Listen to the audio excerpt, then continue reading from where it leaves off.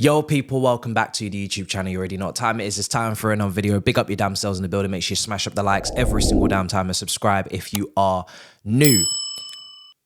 I'm trying my best because that Portugal-France stinkfest, I was ready to go to sleep. However, Chelsea have done a deal for Renato Veiga. So I said to myself, I need to put this out in the morning, and here we are. So we're here. But I must say, I nearly fell asleep. Disgusting, despicable, dirty game. Dirt.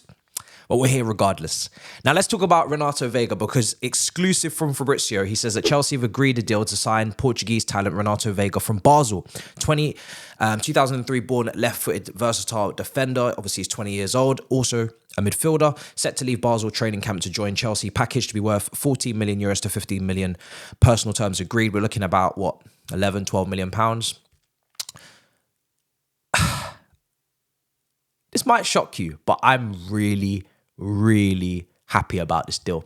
I've just got a really good feeling. I'll be very honest. Now, you know my thoughts on stockpiling young players, etc. In certain positions, we've maybe overdone it. But in this position, outside of Samuel Smith, we don't have anyone else in my head that we have coming through. So I actually think it's quite fair and quite smart to have one academy guy who's talented, pushing to try and make the first team, and one guy you've purchased. Keeps everybody hungry, keeps everybody, you know, pushing to the max, to the limit. But what I really like about this signing is that we, in my opinion, we're never getting Calafiori. We're not getting Nico Williams. We're not getting these expensive left-sided players. I've said it before on this channel, I'm going to say it again. We have players in these positions. You don't have to like them. You don't have to rate them, but they're here. Regardless. Chilwell, I would like to be sold. I think he's very expensive on the wage. He doesn't give us consistent minutes, availability, potentially doesn't even suit Maresca. But he's here. He's still contractually, legally obliged to be here. Sterling, same goes. You know, massively overpaid, going on a downward trajectory career-wise now. He's over the hill. Are we going to get the consistency in the decision-making, etc.? Mudryk, I'm not even sold on. I never was. But he's here. These players are here. They're picking up wages on a weekly. They are here. They cost a lot. They're here. So you can't add £50 million players to this. You can't add £50 million left wingers, left backs to these four players. It's just not financially wise. It's not financially doable, in my opinion. It won't happen unless someone is sold, which is why sales was key. Early sales on left side were key if you were going to get big names, big targets.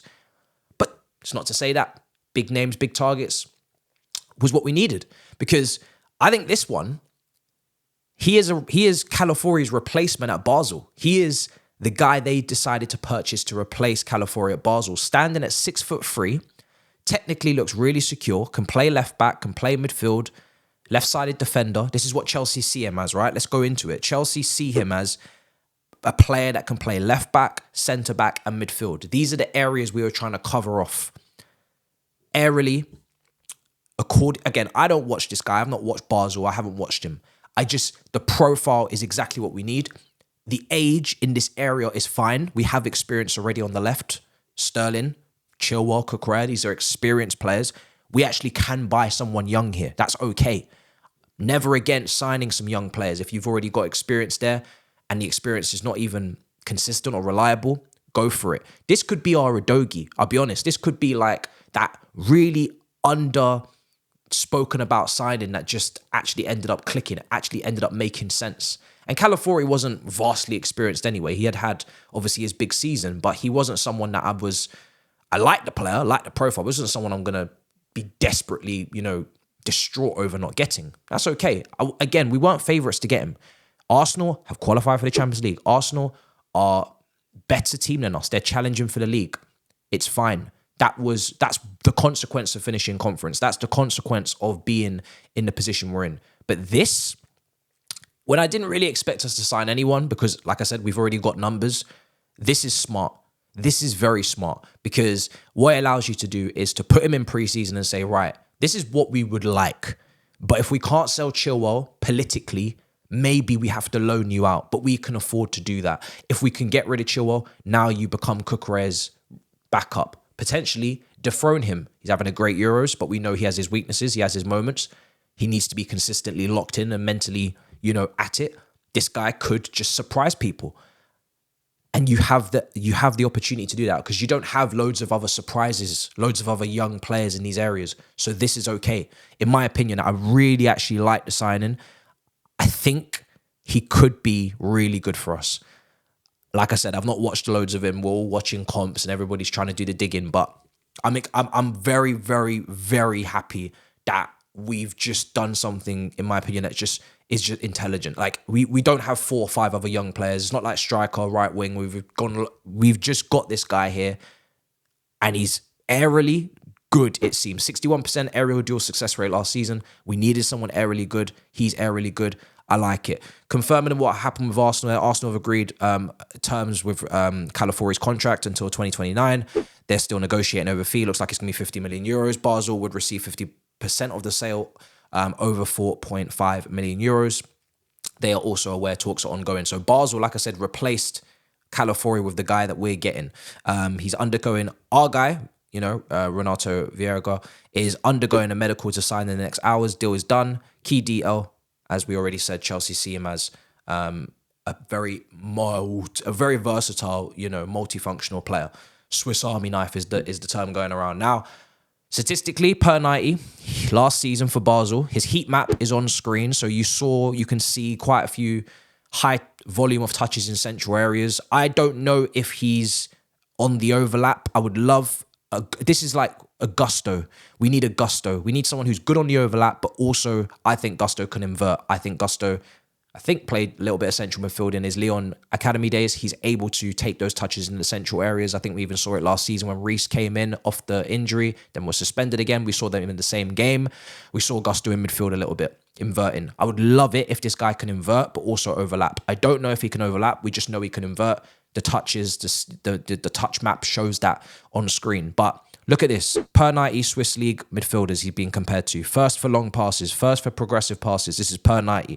First for passes into the final third. First for average pass length. First for block shots. Second for forward passes. Second for through balls. Third for aerial duels. Fourth for interceptions. This is really good. This is really good. Even though it's a Swiss League, 20 years old, this is really strong. Strong statistics. Tells us that potentially he is that Swiss Army knife. He is that progressive, aggressive passer. And like I said, standing at 6'3", aerially, he should help us. And then it's just, I'm sure there's weaknesses, right? We'll see how he goes 1v1 defending against top wingers, etc. There's going to have to be learning curves. But because you have Cucurella, who is expected and has to deliver, has to be consistent, has to perform, you can afford to have a young player backing him up and learning the game and learning the trade, playing maybe Conference League Cup games to begin the season. Chelsea see it as excellent value for money, and they also see him as a smart purchase just because of the injury record as well, which I want to flag up, which is Calafiori's injury record. It's not disastrous, but there are some ongoing repetitive issues, I would say, that make it concerning. And this is something that Chelsea have put out that they would like to avoid. Now, the reason why, usually I would say, maybe a Chelsea are briefing and they're trying to patch up a broken deal they couldn't get done. Like I said, just don't think Chelsea were close to Calafiori. It's not like Elise where Chelsea had personal terms agreed the year before. Joe Shields really wanted the player. Chelsea have been pursuing him for over a year, consistently, went in again.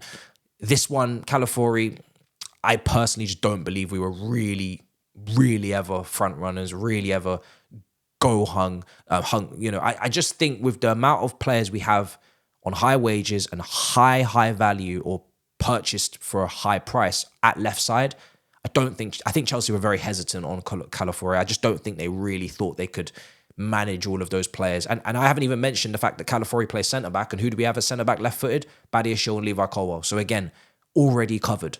But that injury record is a little bit suspect and a little bit scary. So again, potentially have ducked something quite concerning that we might not even be able to manage. Maresca was looking for a profile left-sided defender who could invert into defensive midfield.